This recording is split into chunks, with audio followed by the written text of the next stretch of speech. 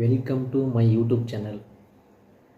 ನಾನು ಕೆಲವು ಮಾಹಿತಿಗಳನ್ನ ಶೇರ್ ಮಾಡ್ತಿದ್ದೆ ಹೊರತು ನಾನು ಸರಿಯಾಗಿ ಮಾತಾಡೋಕ್ಕೆ ಬರಲ್ಲ. ಒಂದು ವಿಷಯಗಳನ್ನ ಹೆಂಗೆ ಹೇಳ್ಬೇಕು ಅನ್ನೋದು ವ್ಯಕ್ತಪಡಿಸ್ಬೇಕು ಅದು ಗೊತ್ತಿಲ್ಲ ನನಗೆ ಸರಿಯಾಗಿ. ಅದು ಜಾಸ್ತಿ ಅಭ್ಯಾಸ ಇಲ್ಲ. ಕೆಲಸ ಆಯಿತು ನಾವಾಯಿತು ಅನ್ನೋ ಥರ ಇದ್ದಿದ್ದು ನಾನು. ನೋಡೋಣ, ಒಂದು ಯೂಟ್ಯೂಬ್ ಚಾನಲ್ನ ನಾವು ಮಾಡೋಣ, ಆಗುತ್ತೆ ನಮ್ಮ ಕೈಲಿ. ಬಟ್ ಮುಂದಕ್ಕೆ ಪಾಪ್ಯುಲರ್ ಆಗ್ತೀವೋ ಬಿಡ್ತೀವೋ ಸೆಕೆಂಡ್ರಿ. ಒಂದು ಕ್ರಿಯೇಟ್ ಮಾಡಿ ಒಂದು ವೀಡಿಯೋಗಳನ್ನ ಅಪ್ಲೋಡ್ ಮಾಡೋಣ, ಒಂದು ಒಳ್ಳೊಳ್ಳೆ ಕಂಟೆಂಟ್ ಕೊಡೋಣ ಅಂತ ಪ್ರಯತ್ನ ಪಡ್ತಾಯಿದ್ದೀನಿ. ಈಗ ಹೊಸ್ದಾಗಿ ನಿಮ್ಗಳ ಸಹಕಾರ ನನಗಿದ್ರೆ ಅಷ್ಟೇ ಸಾಕು. ನಿಮಗೆ ನಾನು ಮಾಡೋ ವೀಡಿಯೋಗಳೇನಾದ್ರು ಇಷ್ಟ ಆಯಿತು ಅಂದರೆ ಲೈಕ್ ಮಾಡಿ, ಸಬ್ಸ್ಕ್ರೈಬ್ ಮಾಡಿ. ಈಗ ಕೊಡ್ತಾ ಇರೋ ಮಾಹಿತಿ ಏನಪ್ಪ ಅಂದರೆ, ಯಾವುದೇ ವ್ಯಕ್ತಿ ಆದರೂ ತಕ್ಷಣ ಪಾಪ್ಯುಲರ್ಕ್ಕಾಗೋದಿಲ್ಲ. ಅದು ಅವನು ತುಂಬ ಹೆಸರು ಮಾಡಿರಬೇಕು, ತುಂಬ ಫೇಮಸ್ ಆಗಿರಬೇಕು. ಅಂಥವ್ರೇನಾದ್ರು ಯೂಟ್ಯೂಬ್ ಮಾಡ್ತಾರೆ ಬೇಗ ಪಾಪ್ಯುಲರ್ ಆಗಿಬಿಡ್ತಾರೆ.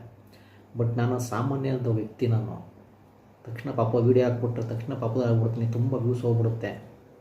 ಅದೆಲ್ಲ ಸುಳ್ಳು. ಅದ್ರ ಬಗ್ಗೆ ನಾನು ಕೆಲವೊಂದು ಇನ್ಫಾರ್ಮೇಷನ್ ತಿಳ್ಕೊಂಡಿದ್ದೀನಿ. ಏನಪ್ಪ ಇನ್ಫಾರ್ಮೇಷನ್ ಅಂದರೆ,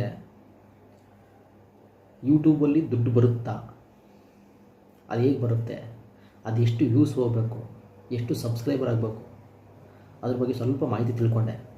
ಅದು ತಕ್ಷಣ ನೀವು ನೋಡಿ, ಒಂದು ವೀಡಿಯೋ ಹಾಕಿದಾಗ 50 100 ವ್ಯೂಸ್ ಹೋಗ್ತಾಯಿದೆ.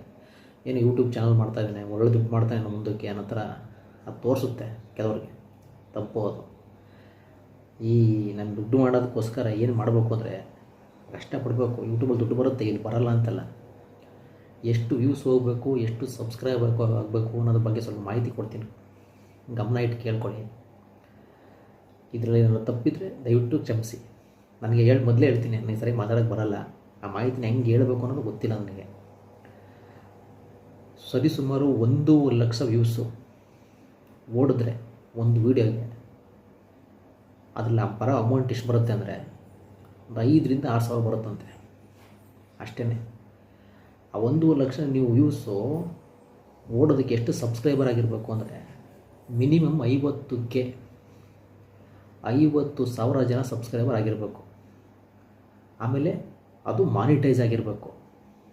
ಪೂರ್ತಿ ಎಲ್ಲ ಮಾನಿಟೈಸರ್ ಆಗಿದ್ದರೆ ಮಾತ್ರ ನಿಮಗೆ ಅಮೌಂಟ್ ಬರೋದು. ಏನು ಮಾನಿಟೈಸ್ ಆಗದೇ 1,00,000 2,00,000 ವ್ಯೂಸ್ ಹೋದರೆ ಯಾವುದೇ ಥರ ದುಡ್ಡು ಬರಲ್ಲ ಯೂಟ್ಯೂಬಲ್ಲಿ. ಅದ್ರ ಬಗ್ಗೆ ಸ್ವಲ್ಪ ಇನ್ಫಾರ್ಮೇಷನ್ ತಿಳ್ಕೊಂಡಿದ್ದೀನಿ. ಏನಾದರೂ ನಾನು ಹೇಳೋ ಮಾಹಿತಿನಿ ತಪ್ಪಿದರೆ ದಯವಿಟ್ಟು ಕ್ಷಮಿಸಿ. ನನಗೆ ಸರಿಯಾಗಿ ಮಾತಾಡೋಕ್ಕೆ ಬರಲ್ಲ ಅಂತ ಈಗಲೂ ಹೇಳ್ತಾಯಿದ್ದೀನಿ. ಏನಾದರೂ ಮೆಸೇಜ್ಗಳನ್ನ ಟೈಪ್ ಮಾಡೋದಾಗಲಿ, ಅದರ ಬಗ್ಗೆ ಮಾಹಿತಿನ ಸೆಂಡ್ ಮಾಡೋದಾಗಲಿ ಮಾಡ್ತಾಯಿದ್ದೆ. ಇವತ್ತು ಫೇಸ್ ಟು ಫೇಸ್ ಮಾತಾಡ್ತಾಯಿದ್ದೀನಿ.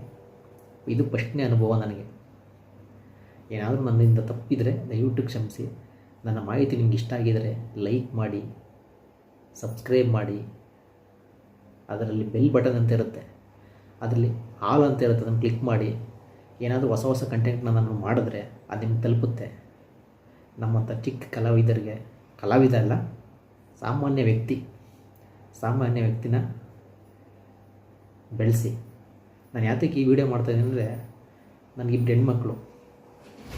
ಬರೋದು ಸಂಬಳ ಯಾವುದಕ್ಕೂ ಸಾಕಾಗಲ್ಲ.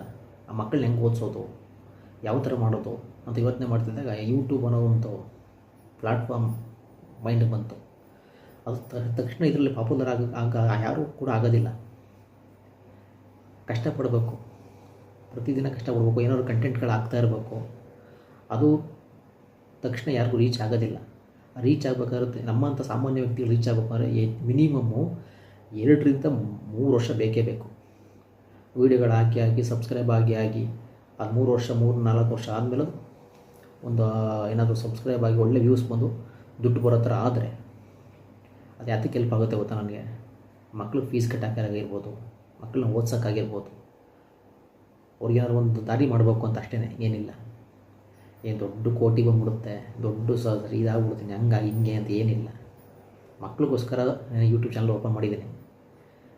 ನಾನು ಮಾತಾಡೋ ಈಗಲೂ ಅಷ್ಟೇ, ನಾನು ಸರಿಯಾಗಿ ಮಾತಾಡೋಕ್ಕೆ ಬರಲ್ಲ. ಏನಾದರೂ ತಪ್ಪಿದರೆ ದಯವಿಟ್ಟು ಕ್ಷಮಿಸಿ. ಈಗಲೂ ಕೈ ಮುದ್ದು ಕೇಳ್ಕೊತಾ ಇದ್ದೀನಿ. ಈ ವಿಡಿಯೋ ಇಷ್ಟ ಆದರೆ ಲೈಕ್ ಮಾಡಿ, ಸಬ್ಸ್ಕ್ರೈಬ್ ಮಾಡಿ, ನಮಗೆ ಸಪೋರ್ಟ್ ಮಾಡಿ. ನಮಸ್ಕಾರ.